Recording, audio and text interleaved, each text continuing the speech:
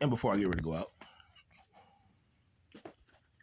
I'm gonna get ready to do some reading and writing. Gotta go out to probably go to the library for a little bit. Um, I say back to that other conversation. Like I said, man, this house was only 23,000. My fiance at the time was in school. She had student loans, but I told her to focus on school. I made a mortgage payment, which was $240 a month. Matter of fact, I gave her $2,500 to give her stepfather. He co-signed for her to get the house at the time in 2013. I don't know if she really gave him that money back or not, but I gave her the money. I made the mortgage payments, made the utility payments all the way up until she passed. My father stayed here with us. He didn't have to pay anything. My father lived. I would go get him, and he would come up here and stay. Sometimes he would come especially after my son was born. He would come stay from Sunday to Thursday.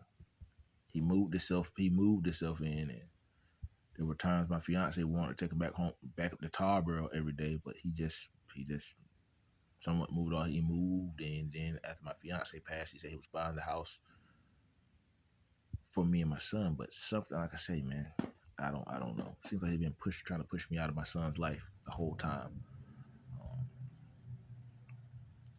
Like I say, man, I do the best I can. And I make sure I'm there for my son, so don't nobody try to creep in with their weird agendas. My son his mother had a lot of stuff in her system. She had a lot of stuff going on when my son was born. So I just want to make sure my son is growing up healthy. And not only that, I want to make sure that he knows his father is there every step of the way. He's got somebody he can lean and depend on who cares. I promised him that no matter whatever he went through in life, I was going to go through with him. I would never leave him. So I'm here. Like I said, I didn't have any of that. My father at one time, my dad, after him and my mother divorced, he got more involved in politics.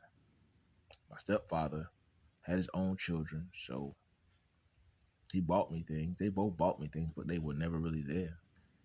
My mother worked 2 jobs. She was an assistant principal, so there was always after-school activities, sports, PTA meetings, faculty meetings, and dances. So I spent a lot of time at home alone with friends I had in the neighborhood. So I had to teach myself how to do a lot of things. But as long as I had my hands on those books, I love Barnes and Nobles. That was my bookstore in Cary. Went there every Sunday. Got me something that I like to read. Try to do my best I can to expand my vocabulary to the best of my abilities.